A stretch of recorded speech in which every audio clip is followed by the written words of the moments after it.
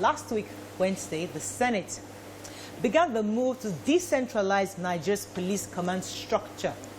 The bill titled the Nigeria Police Act 2020 Amendment Bill 2021. Joining us on the show now is the sponsor of the bill exactly, who is the Chairman, Senate Committee on Media and Public Affairs, Senator Surajuddin Ajibola Bashiru from Osun Central. Good morning, sir. Are you there?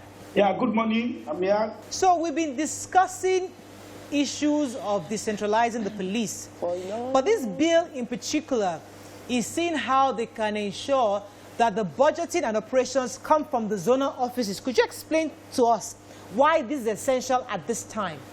Yes, the issue of security has been a burning issue in our national discourse and national experience in a couple of years. And several propositions are being made as to how to tackle this issue. As far as I am concerned, as somebody sworn to uphold the Constitution of Nigeria, the starting point is Section 14, Subsection 2, Paragraph C of the 1999 Constitution as amended, which clearly provides that the security and welfare of the people is the paramount purpose of governance. You cannot even be talking of welfare of the people if the issue of security is not taken care of. But the question that we usually ask is, who will bear the cat? I feel that these salient recommendations on the need to decentralize the Nigerian police for effectiveness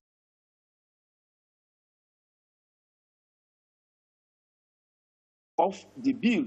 So I know that this bill seeks to establish Zonal Security Advisory Council and State Security Advisory Council. I'm weary about all of these councils and committees. I see them as a way of wasting time. We already know the issues of insecurity. Do we have to have councils again in the zonal and in the states to come up with solutions on how to curb insecurity? The problem of insecurity is a persistent problem everywhere in the world.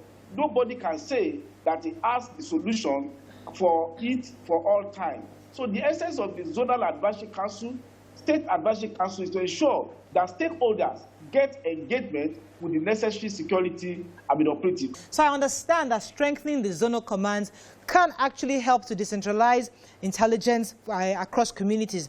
But in one breath, the Southwest is asking for deregulation. They're asking for regional autonomy. And the next breath, you're still going back to this issue of decentralizing on zonal commands. Are you aligned with the other senators across the region on their drive to decentralize, not just the police, but the entire structure across board?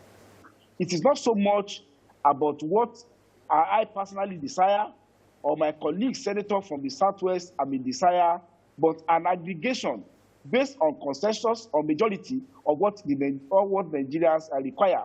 Presently, there's an ongoing debate, I can tell you, at the level of Constitutional Review Committee as to how to address the concern about, for instance, the state police. Some of our colleagues in some other part of the country, because of their experience of the native authority policing, and of course, the perceived overbearing influence of our state governors, have serious concern about the issue of the state police. And of course, the question of funding, having regard to the fact that many states are said to be insolvent and unable to pay. But these arguments are being countered by some other arguments to say that the question of funding has to also be looked at a decentralization of police, and the country has to be looked about the revenue allocation formula currently in place. A situation whereby 56% of the national resources goes to a single level of government, that's the federal government, and the states are 36 plus the federal capital territory have to battle with 24% of allocation, with the implication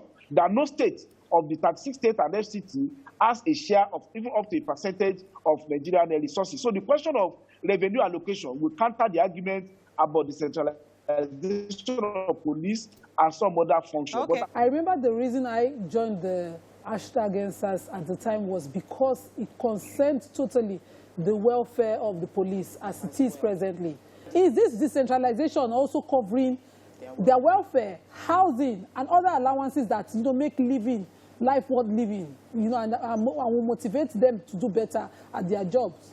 I certainly agree with you that you cannot expect people to put their life and their limb on the line without proper remuneration, without proper incentive, and in fact, without proper training. But I believe that when you have a decentralized structure with proper budgetary and operational autonomy, that would enhance oversight as to even how the current budget level are actually expended in terms of personnel, in terms of overhead, and in terms of addressing the immediate needs of our police formation.